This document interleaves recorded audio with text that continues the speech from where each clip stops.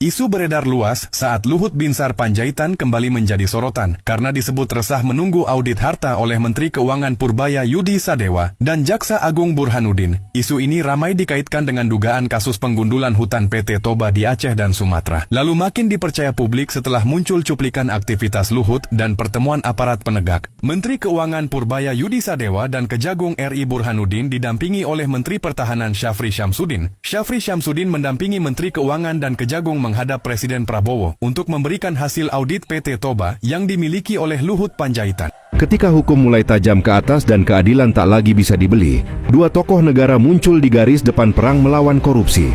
Jaksa Agung Estet Burhanuddin tak lagi sendiri dalam pertempuran panjang ini. Kini Menteri Keuangan Purbaya Yudi Sadewa ikut turun ke gelanggang. Keduanya sepakat koruptor tak cukup hanya dipenjara. Mereka harus dilumpuhkan secara hukum, ekonomi dan sosial. Di satu sisi Burhanuddin menyiapkan gebrakan hukum tanpa pandang bulu. Di sisi lain Purbaya membuka seluruh data keuangan mencurigakan. Tak ada lagi tempat bersembunyi bagi pencuri uang rakyat. Pesan mereka jelas dan menggema di seluruh negeri. Era koruptor telah berakhir. Silahkan jika bermanfaat follow dan komen agar suara rakyat sampai ke berjuta telinga koruptor. Berbeda dengan KPK, Kejaksaan Agung memilih satu hal sederhana, koruptor tetap diperlihatkan ke publik. Bukan tanpa alasan, ini adalah bentuk keterbukaan informasi dan komitmen kejaksaan kepada masyarakat. Aturan KUHP terbaru memberikan larangan, mengekspos tersangka kriminal hingga koruptor ke publik. Namun yang perlu dipahami, aturan itu hadir untuk melindungi hak asasi, bukan untuk menutup transparansi. Sejalan dengan komitmen tersebut, Kejaksaan Agung tetap menghormati hak asasi manusia yang melekat pada setiap tersangka. Asas praduga tak bersalah tetap dijaga, hak hukum tetap diberikan, dan proses peradilan berjalan sesuai aturan. Dan jika KPK memilih tidak menampilkan tersangka ke publik, itu adalah pilihan kebijakan internal mereka. Dan Kejaksaan Agung mengambil pendekatan yang berbeda, yaitu tetap soroti tersangka ke hadapan publik.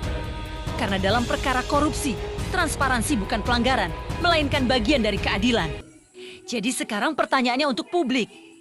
Lebih memilih hukum yang tertutup demi kenyamanan sang koruptor atau penegakan hukum yang terbuka, agar keadilan bisa diawasi bersama.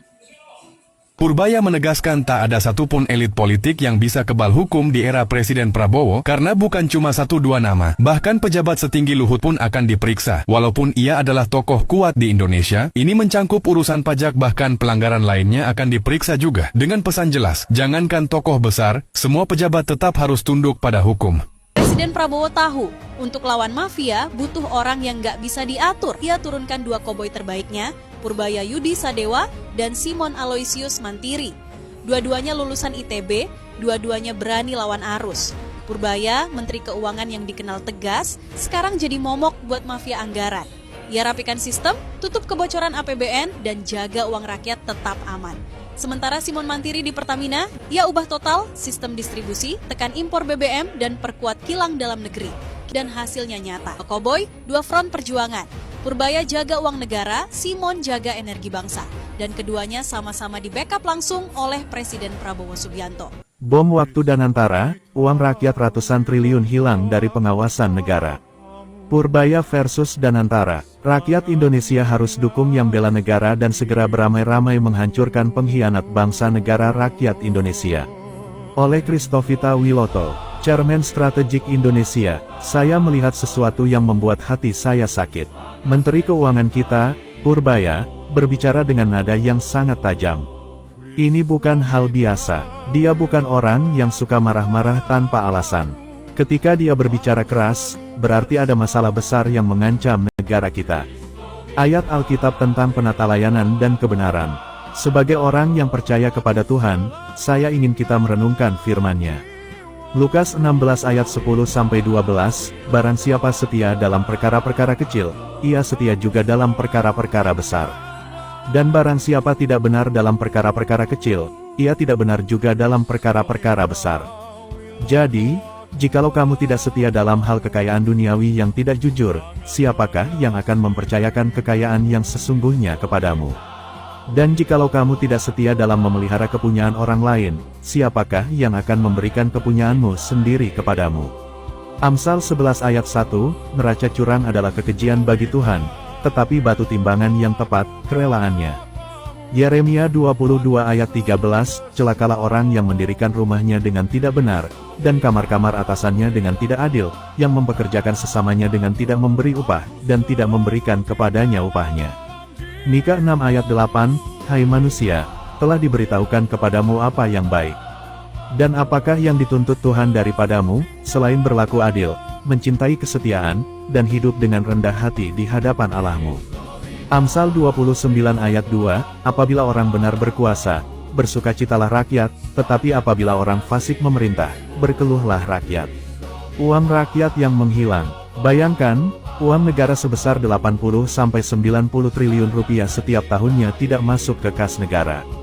Uang ini bukan dicuri oleh pencuri biasa. Uang ini diparkir di tempat bernama Danantara.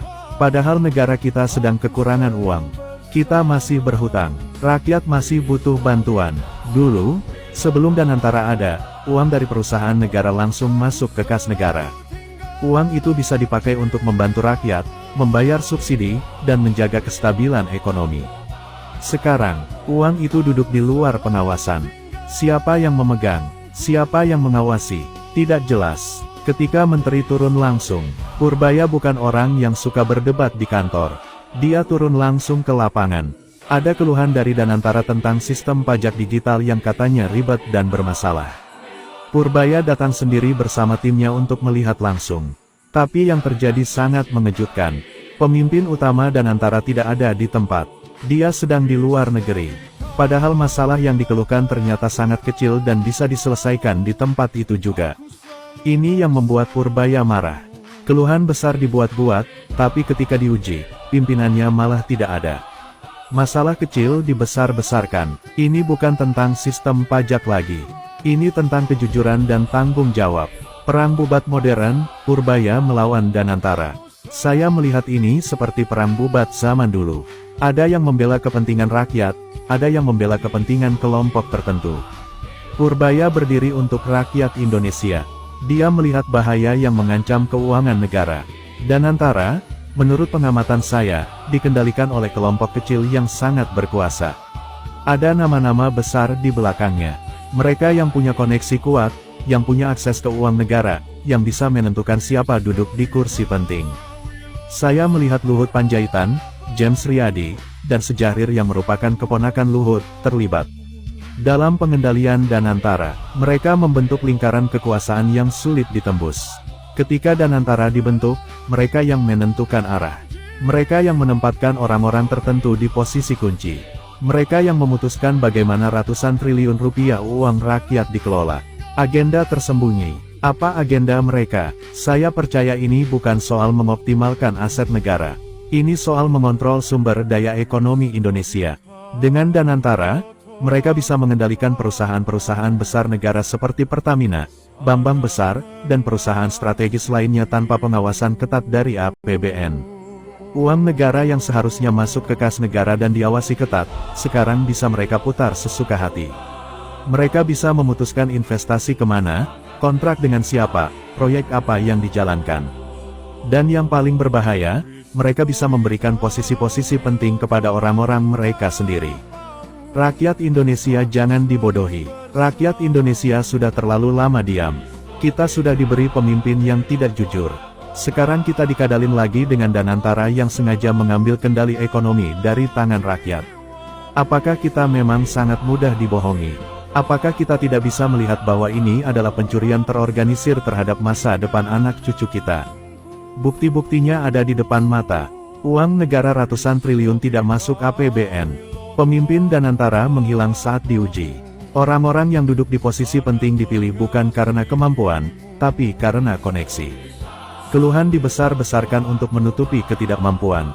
Tidak ada transparansi dalam pengelolaan dana. Kali ini bukan sekedar gosip politik, klaimnya jelas. Kekayaan Luhut siap dibongkar, Menkeu Purbaya dan Kejaksaan Agung disebut sudah bersiap. Semuanya disebut berkaitan dengan kasus lingkungan dan PT Toba yang kerap bermasalah. Bahkan sekarang Luhut dalam posisi tertekan, menanti proses hukum yang katanya tinggal jalan. Luhut Binsar Panjaitan disebut sedang dilanda kepanikan karena ia akan melaksanakan audit kekayaan yang akan dilakukan Menteri Keuangan Purbaya Yudi Sadewa bersama Jaksa Agung Burhanuddin menanggapi isu yang beredar di media sosial yang menyatakan ia terlibat di berbagai kasus besar dalam negeri. Bahkan isu ini dikaitkan dengan dugaan penggundulan hutan oleh PT Toba di wilayah Aceh dan Sumatera. Bapak kan kemarin suruh nih kami semuanya rakyat kalau mau bersih ke surga aja. Sekarang kami tanya balik, boleh dong biar adil. Bapak mau kemana ini ancam-ancam mau ke surga? Lagian kalau Bapak pergi dari negara ini, kami rakyat Indonesia manusia paling ikhlas. Karena dengan Bapak pergi dari negara ini, mungkin akan membuat negara ini sedikit lebih membaik. Karena sudah 3 kali Bapak menjabat jadi Menko, 1 kali jadi Kepala Staf Kepresiden. Sama sekali tidak ada dampak dan efek ke rakyat. Apalagi prestasi, nonsen. Yang ada cuma berefek ke investor-investor kesayangan Bapak. Sampai fasilitas bandara pun dibuatkan, bayangkan. Kalau Bapak mau pergi dari negara ini, Pak, saya yakin, Pak, seluruh rakyat Indonesia akan senang. Kalau perlu ramai-ramai kami patungan beli tiket bisnis kelas biar Bapak nyaman di pesawat. Komunikasi Bapak yang sangat buruk di depan publik, sangat arogan di depan media, sangat tidak mencontohkan sikap seorang pemimpin. Ingat Pak, kami ini tidak ada yang takut sama statement-statement Bapak yang arogan di media itu, tidak ada yang takut. Bapak itu seharusnya menjadi contoh.